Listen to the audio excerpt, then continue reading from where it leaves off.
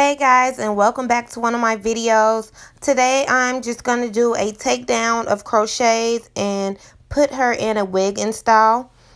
So right now I'm just taking down the crochets right now, and then I'm going to talk you guys through the process. Stay tuned.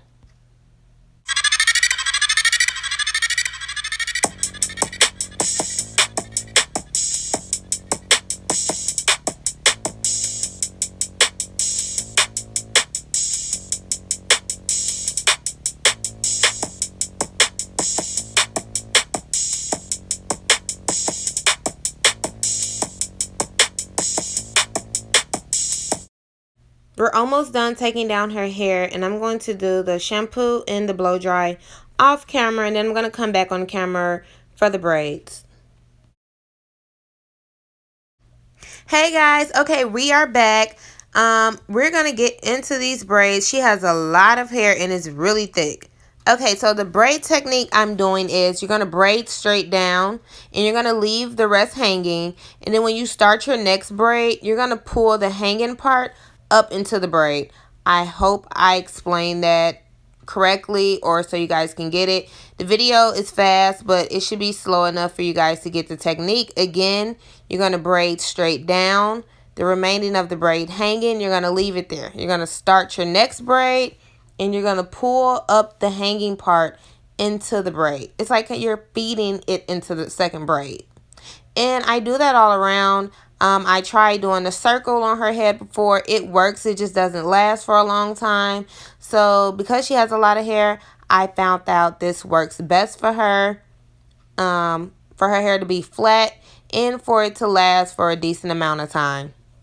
I do leave her edges out.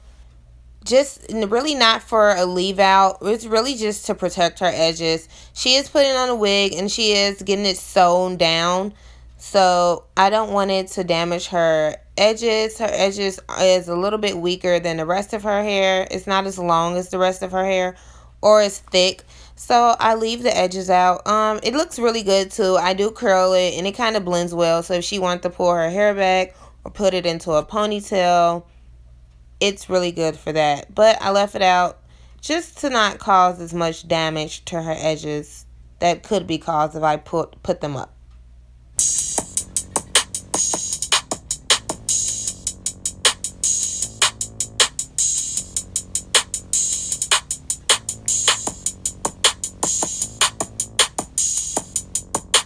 I use Jamaican black castor oil in my client's hair whenever I do an install of a sew-in or a wig install, just to protect their hair under their installment.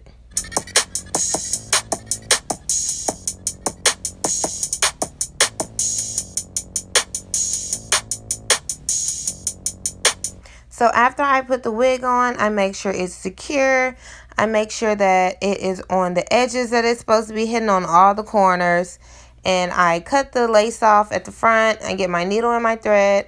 And I just sew starting from one side up where the closure is to the next side. Just sewing around and making sure everything is secure.